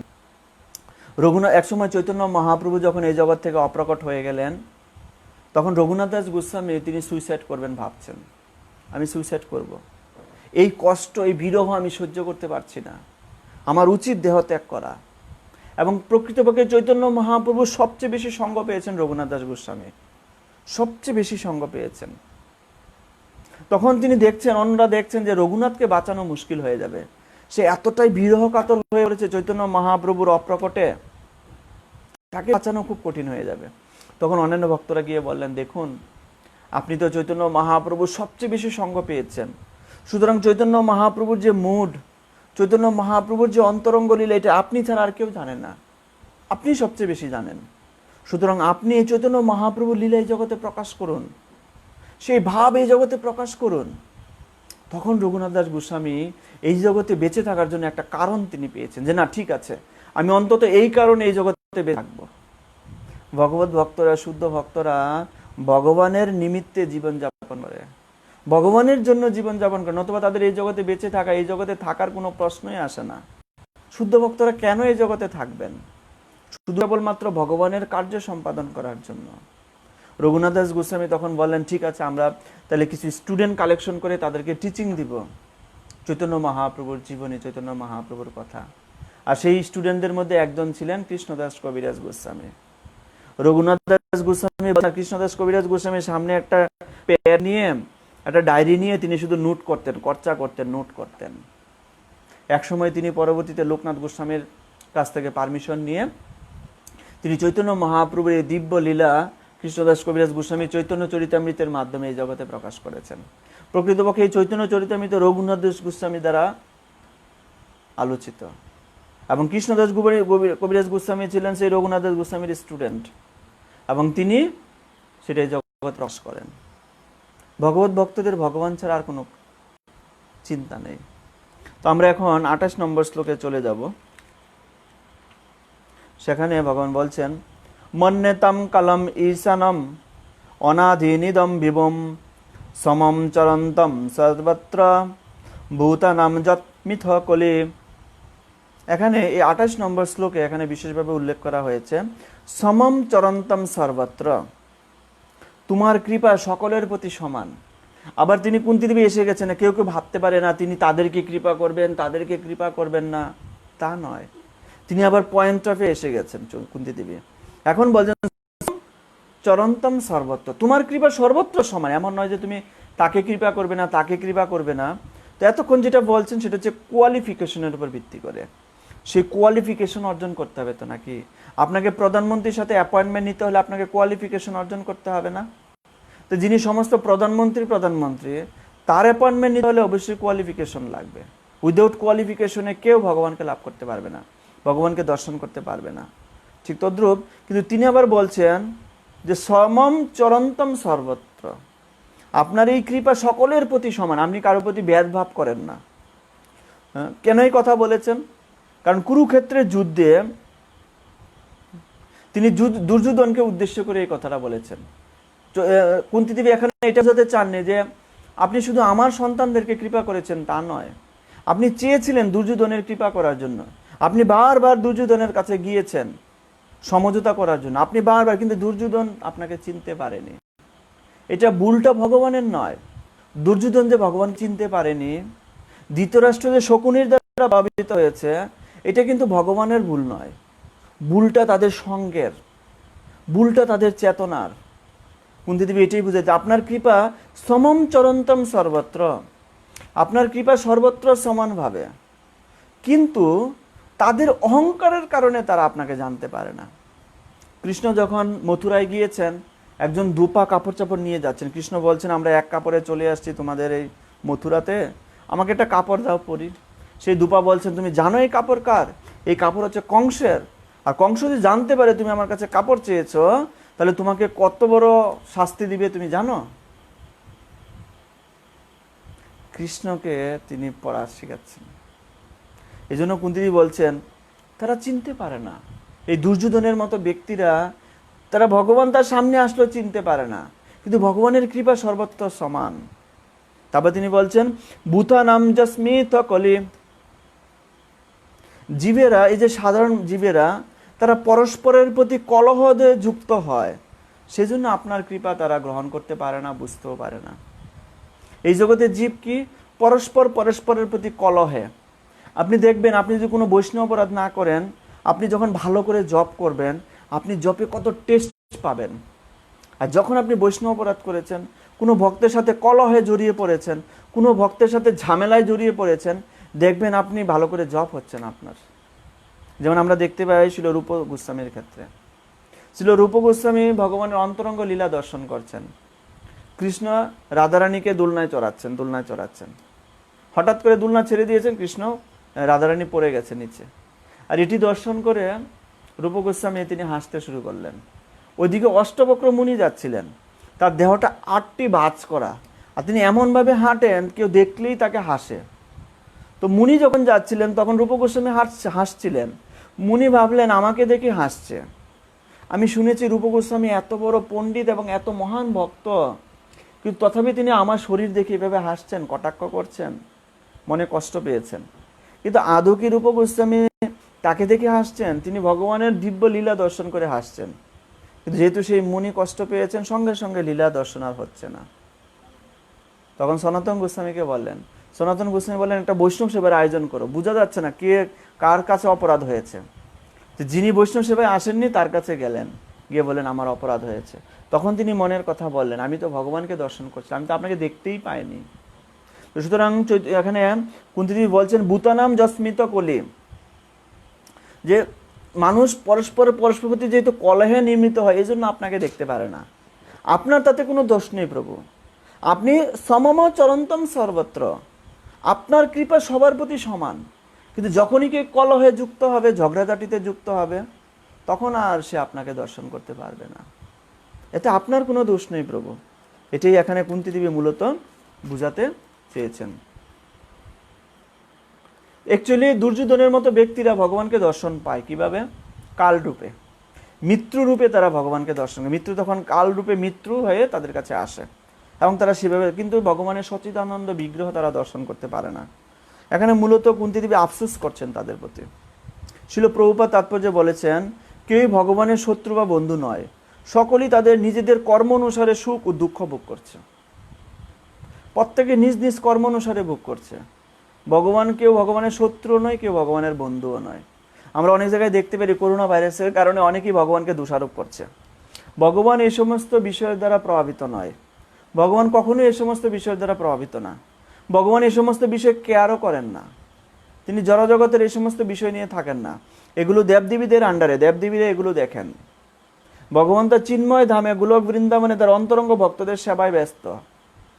এইসব বিষয়ে তিনি কখনোই মাথা কামান না, তাই না? সেজন্য ভগবানের দোষ দিলে হবে না। 29 নম্বর শ্লোকে তিনি সেই কথাই বলছেন, সেই সুখের কথা বিশেষভাবে। 29 নম্বর শ্লোকের তাৎপর্য এখানে বলা হয়েছে যে হে পরমেশ্বর, তোমার অপ্রাকৃত লীলা কেউ বুঝতে পারে না, যা আপাত দৃষ্টিতে সাধারণ মানুষের কার্যকলাপের মতো বলে মনে হয় এবং তাই বিভ্রান্তিজনক। কেউ তোমার বিশেষ কৃপার অথবা বিদ্বেষের পাত্র নয়। মানুষ কেবল অজ্ঞাতবশত মনে করে যে তুমি পক্ষপাতপূর্ণ। কুন্তিদেবী এখানে বিশেষভাবে বলছেন যে প্রকৃতপক্ষে তুমি পক্ষপাতপূর্ণ নও, কিন্তু তোমার কৃপা কেউ বুঝতে পারে না। মানুষ কেবল অজ্ঞতার বশতে মনে করে ভগবান পক্ষপাতপূর্ণ। যেমন হিরণ্যকশিপু তিনি অ্যানাউন্স করেছিলেন ভগবান এখন দেবতাদের পক্ষ নিচ্ছে, ভগবান এখন আমার পক্ষ নিচ্ছে না, আমাদের অসুরদের পক্ষ নিচ্ছে না। সুতরাং তোমরা কি করো, বিষ্ণুকে মানা বন্ধ করে দাও, তোমরা দেবতাদের উপর অন্যায় অত্যাচার শুরু করে দাও। তাই না?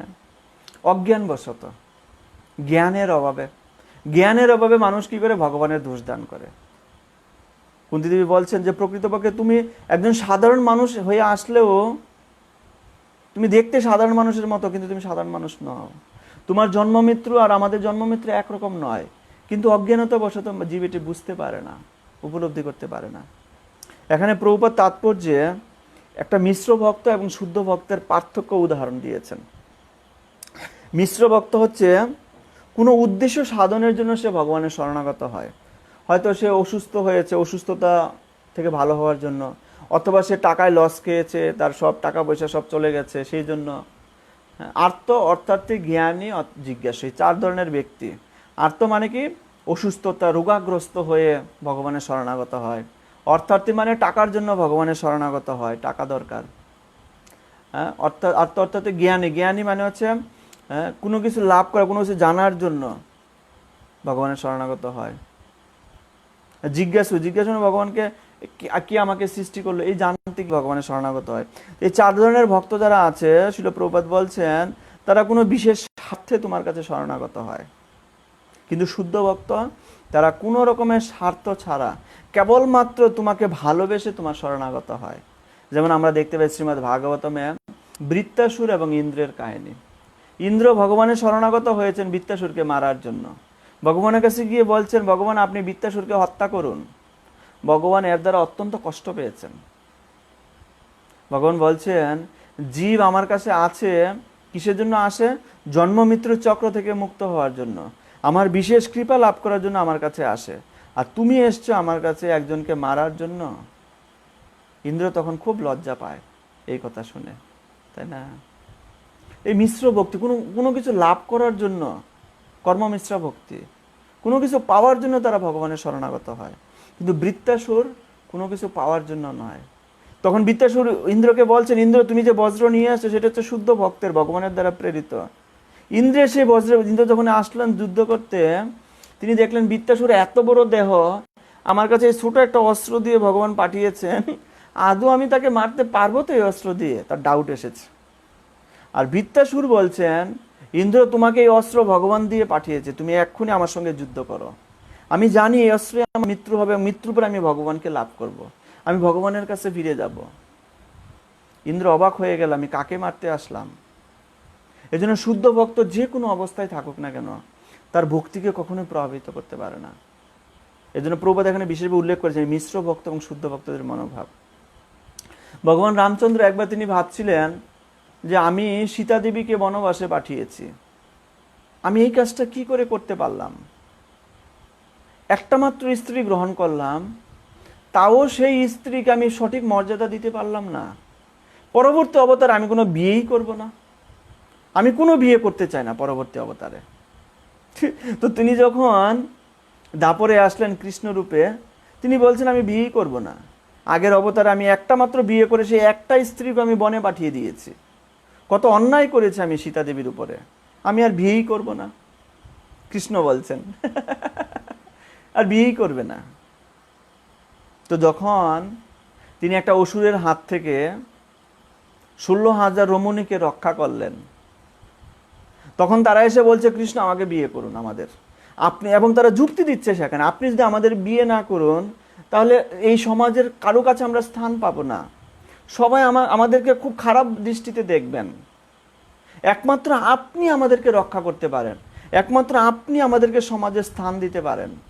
দেখুন প্রভু, আমরা শুনেছি যে শরণাগত, তার আপনি যে অসহায়, সে অসহায়দের আপনি রক্ষা করেন। আমরা অসহায়, আমরা 16,000 রমণী এখানে অসহায় অবস্থায় আছি, আমরা আপনার শরণাগত হয়েছি প্রভু, আপনি আমাদেরকে স্ত্রী রূপে গ্রহণ করুন। আমরা জানি শরণাগতদের আপনি কখনো ত্যাগ করেন না, এই সমাজ আমাদেরকে গ্রহণ করবে না, সে আপনার চরণে অনুরোধ করছে আপনি আমাদেরকে গ্রহণ করুন। ভগবান প্ল্যানিং করছে আমি বিয়ে করব না, এদিকে 16,000 স্ত্রী বলছে আমাকে বিয়ে করুন। কি ঝামেলা! ভগবানকে গ্রহণ করতে হয়েছে। কুন্তি বলছেন না, যারা অসহায়, অকিঞ্চন, যাদের জীবনে কৃষ্ণ ছাড়া কোনো গতি নেই, তাদেরকে তো ভগবান ফেলতে পারে না। 16,000 বিয়ে করেছেন। এদিকে রুক্মিণী, তিনি লেটার পাঠিয়েছেন ভগবানের কাছে, আমি হচ্ছে আপনার দাস, আমি হচ্ছে আপনার সন্তান, আর আপনার সৃষ্ট জীব, আপনার সন্তানকে, আপনার দাসকে যদি শৃগালেরা ভক্ষণ করে নেয় তাহলে কি ভালো হবে? আমি আমার মন সবকিছু আপনাকে সঁপে দিয়েছি, এই যে রুক্মিণী দেবী, তিনি ভগবান সম্পর্কে কোথা থেকে শুনেছেন? তিনি নারদমুনি থেকে শুনেছেন। সেখান থেকে তিনি তার মন ভগবানকে দিয়ে দিয়েছেন কৃষ্ণকে। কৃষ্ণকে লিখছেন, আমি আপনার শরণাগত, আমাকে রক্ষা করুন প্রভু। আমি শুনেছি আপনি অসহায়দেরকে রক্ষা করেন, আমি অত্যন্ত অসহায় প্রভু, আমাকে রক্ষা করুন। ভগবান বাধ্য হয়ে গিয়েছেন, রুক্মিণীকে নিয়ে আসছেন। আরও একটা স্ত্রী বেড়ে গেল। এখন সামন্তক মণি নিয়ে আরেকটা ঝামেলা তৈরি হলো। সেই সামন্তক মণির ঝামেলা মিটাতে গিয়ে তিনি সত্যভামাকে বিয়ে করেছেন। এইভাবে ভেবে 16,108 জনকে তিনি বিয়ে করে ফেলেছেন, যেখানে তিনি ভাবছিলেন আমি কোনো অবতারে বিয়েই করব না। ভগবান নিজের ইচ্ছায় কাউকে বিয়ে করেনি, তারা ভগবানের সঙ্গে যুক্ত হয়েছেন, তারা নিজেদেরকে ভগবানের সঙ্গে যুক্ত করেছেন। এমন অনেক সময় মানুষ মিসকনসেপ্ট নেয়, ভগবান এতগুলো বিয়ে করলো। সেই জন্য আমাদের এগুলো শিক্ষা, তাই না? আপাত দৃষ্টিতে অনেক কিছু মনে হয়, অজ্ঞানতার দ্বারা অনেক কিছু আমরা বুঝতে পারি, অনেক কিছু আমাদের মনে আসতে পারে, কিন্তু আমাদের দৃষ্টিটা, ভগবানকে দেখার যে দৃষ্টি, সেই দৃষ্টি আমাদেরকে শাস্ত্র থেকে নিতে হবে। সমাজ থেকে যদি আমি দৃষ্টি নেই, তাহলে ভগবানকে ভুল বুঝবো। সমাজের 10টা মানুষ থেকে যদি আমি দৃষ্টি গ্রহণ করি, তাহলে ভগবানকে আমি ভুল অনুভব করব। কিন্তু আমি যদি শাস্ত্র থেকে দৃষ্টি নেই, তাহলেই কেবলমাত্র আমরা ভগবানকে সঠিকভাবে উপলব্ধি করতে পারবো। এই জন্য বলা হয়েছে একত্বম অনুপশ্যতে, ঈশ্বোপনিষদে বলা হয়েছে ভগবানকে দর্শন করতে হবে ভগবানের দৃষ্টিতে। এই জগৎকে দর্শন করতে হবে শাস্ত্রের দৃষ্টিতে। শাস্ত্রের দৃষ্টিতে যদি আমরা এই জগৎকে দর্শন করতে না পারি, শাস্ত্রের দৃষ্টিতে যদি ভগবানকে দর্শন করতে না পারি, কোনো লাভ হবে না। সব কিছু আমরা ভুলই দর্শন করব। এই যে আমরা প্রেয়ার্স পড়ছি, কুন্তী দেবীর প্রার্থনা, এর একটা মূল কারণ হচ্ছে কুন্তী দেবীর দৃষ্টিতে ভগবানকে দর্শন করা। আজকে আমরা কুন্তী দেবীর দৃষ্টিতে দর্শন করলাম। কি দর্শন করলাম? বিপদের সময় অসহায় অবস্থায় যে ভগবানকে স্মরণ করবে, তিনি তাকেই ভগবান দর্শন দিবে। সেটাই তো আজকের শিক্ষা। যে ঐশ্বর্যের মধ্যে, যে অনেক পাণ্ডিত্যের মধ্যে, যে অনেক জ্ঞানী গুণীর মধ্যে, যে অনেক সৌন্দর্যের মধ্যে বড় হবে, সে ওইভাবে ভগবানকে দর্শন করতে পারবে না। কুন্তী দেবী বলছেন যে আমার মতো দুঃখী হয়ে, আমার তো জন্ম হয়েছিল রাজার গৃহে, কিন্তু কদিন থাকতে পারলাম রাজার ওখানে। বিয়ে হয়েছিল রাজার এখানে, কয়দিন রাজ্য উপভোগ করতে পারলাম, বনে চলে গেলাম। সন্তানেরা রাজা হওয়ার কথা, তাও তাদেরকে বিতাড়িত করে দিল।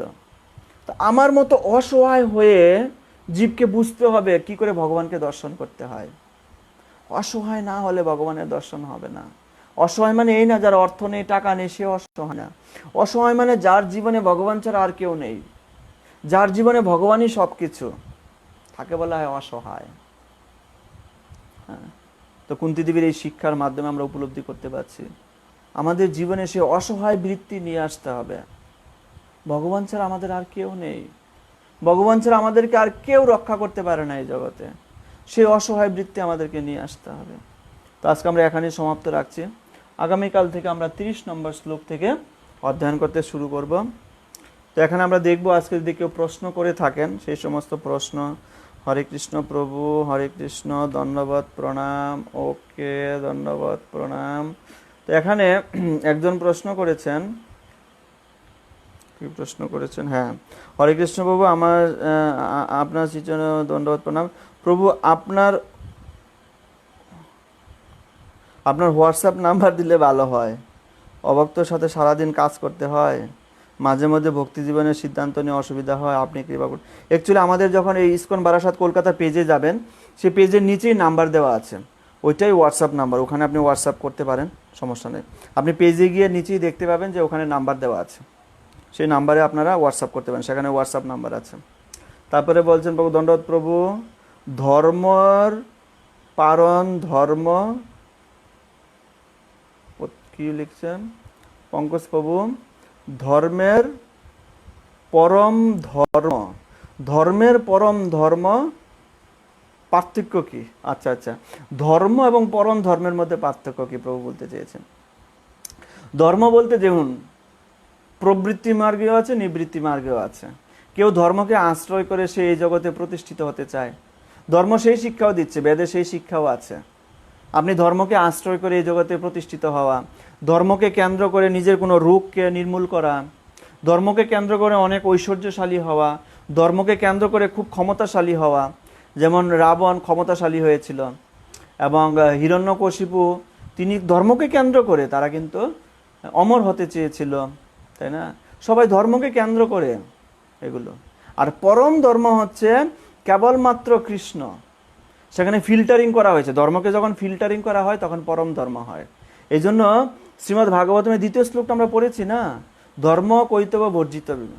তো শুকদেব গোস্বামী কি করেছেন, তিনি সমস্ত কৈতব মানে কি, যেগুলো আগাছা আছে, যেগুলো হিংসা আছে, যেগুলো মল আছে, সেগুলো নিষ্কাশন করে, সেগুলো ফিল্টারিং করে তিনি কেবলমাত্র পরম ধর্ম দিয়েছেন। কি ধর্ম?